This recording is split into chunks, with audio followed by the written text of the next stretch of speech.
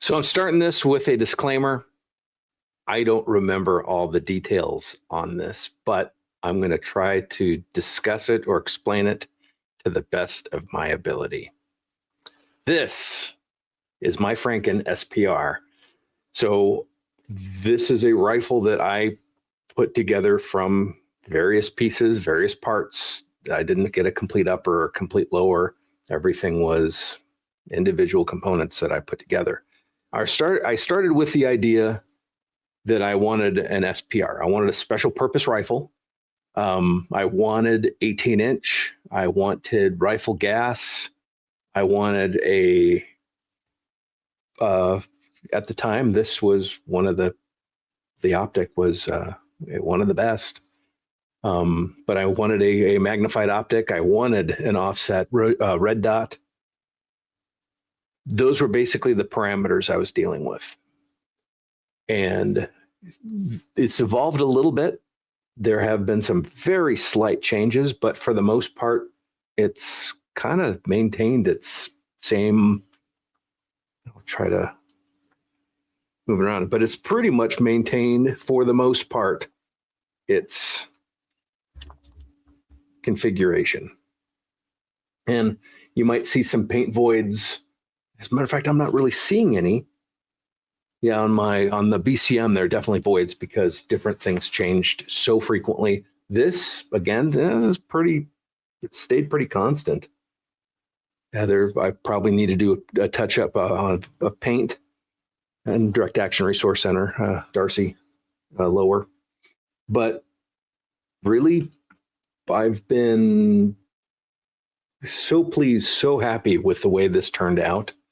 I think I started putting it together in about 2011.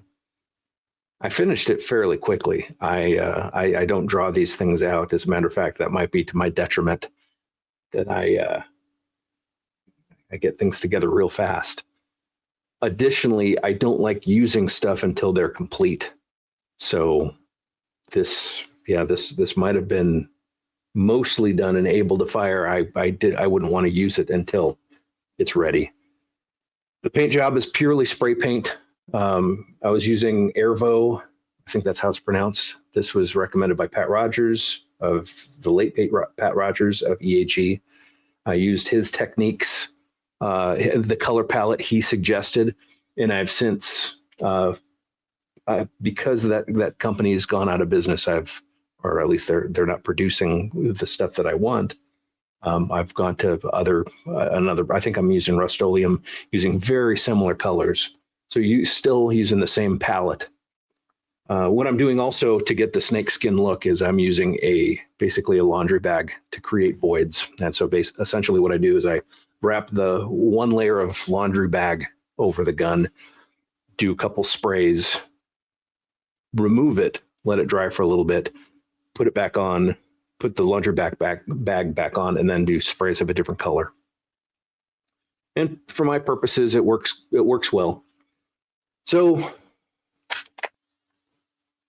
because we need to be safe, let's remove the mag, which this is the Gen 2 PMag number 9. This is an old sucker. I've been using this since probably 2008. And it's still intact. It still works. This is relegated, though, for training. I'm only using Gen 3 PMags for serious use. But because I still have so many Gen 2s, they work great for training. So let's go over this. So a Magpul UBR. I just really like this. One of the aspects I especially liked about it was the overall weight. The storage is nice. As a matter of fact, it feels like I'm opening someone's tomb right now. Oh, there's nothing in it. I thought that maybe I might have a battery or a little thing of oil or something in there. But the overall weight of this, to me, was a bonus because I have so much weight forward. I need to have something to somewhat counterbalance. The grip is an old school, also a Magpul Myad. I guess that's how you'd pronounce it. They don't make them like this anymore. This, I want to say this was like the full kit that had multiple back straps, front straps, and whatnots. I think this was an Adams Arms, pretty sure. Yeah, lower. Ambi selector, which I typically don't use ambis, but with this rifle, it kind of just made sense. I don't know what my logic was. I don't know why that made sense. BCM, big latch. This might have been one of the first things, one of the new updates, because I think I was using a traditional charging handle and I had to swap out the latch for a larger one. And that was a pain in the ass. If you ever had to do that, you know that pain. I didn't need to use the gas seal trick. That's that. And the gas seal trick is basically you put a gas seal substance along the back end, sealing it up so gas doesn't escape through that channel when you're shooting suppressed.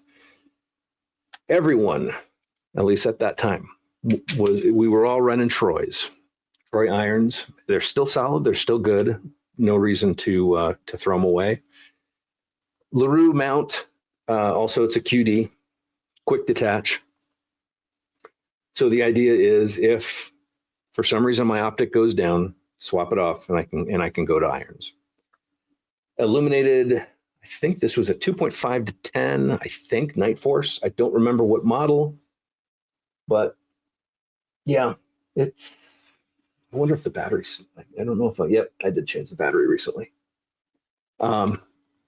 It's been good for what I needed it for.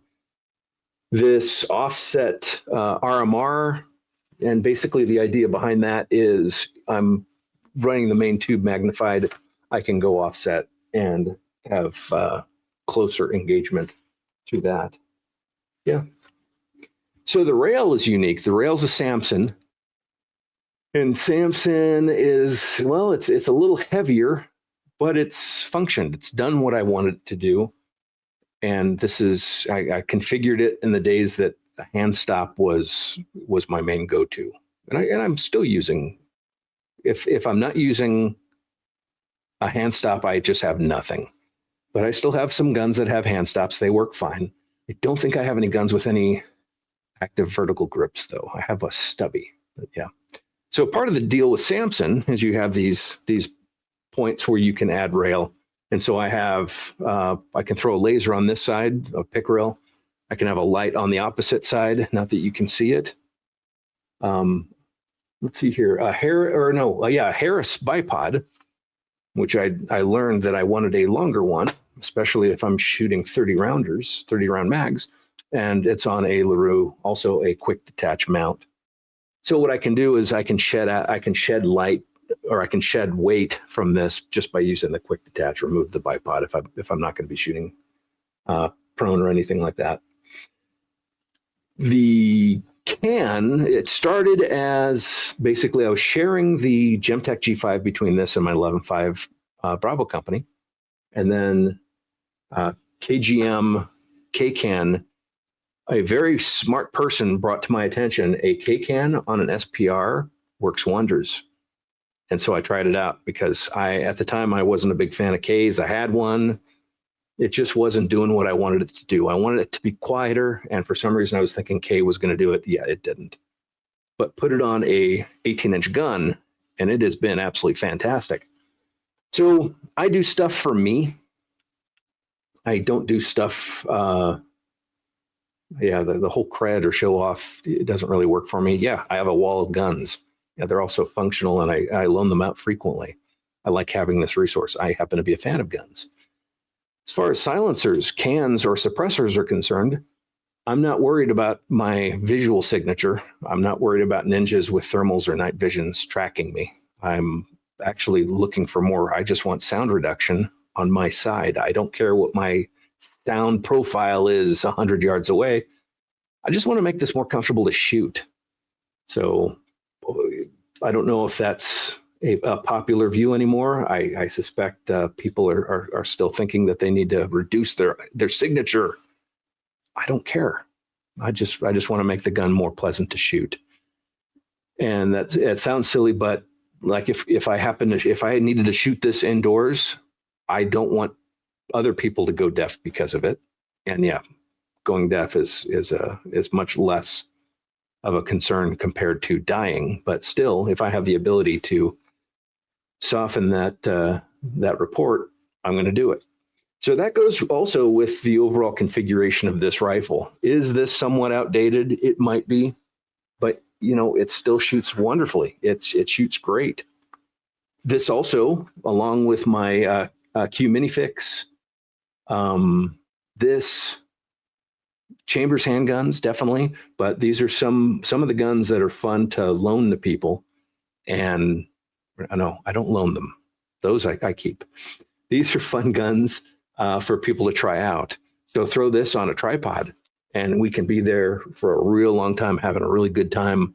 One of the fun things to do specifically with this and with a new shooter is get an empty water bottle or a can, put it about 75 yards away on a mountainside in an area where I already know this is where I'm shooting. And essentially all you do is you throw it on the tripod and you just shoot it and you don't let the can stop moving and you just hit. And it's fun. And it's also a huge confidence builder. It's wonderful. So I think that's pretty much it. Oh yeah. And then VTAC sling. Can't forget that. Can't forget the sling. So basically one of the things that Pat taught was there are a couple basic things that you need for a good fighting rifle. And that is an optic, a sling, and a light. With this, I do have the ability to add lights if necessary. And the light setup for this, it's pretty outdated. And for the most part, I use this just during the day. If I were to bring this back into rotation into some kind of a patrol function, I'd be adding a mod light, specifically some kind of a OKW, probably an OKW Hog. I have used this as a patrol rifle for a couple different agencies, but it supplemented the existing patrol rifle I already had, which was either a 16, an 11.5, 12.5, or something like that. Basically, what this was intended for was obviously for a little further, it's further distance.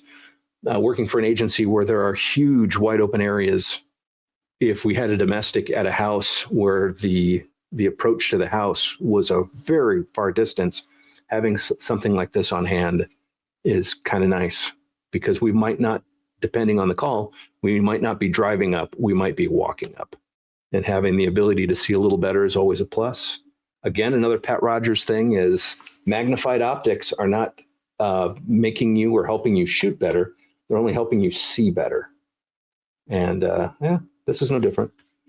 But yeah, this is for me, some really cool ancient history, but still functional, still works. I still would absolutely grab this for a serious use.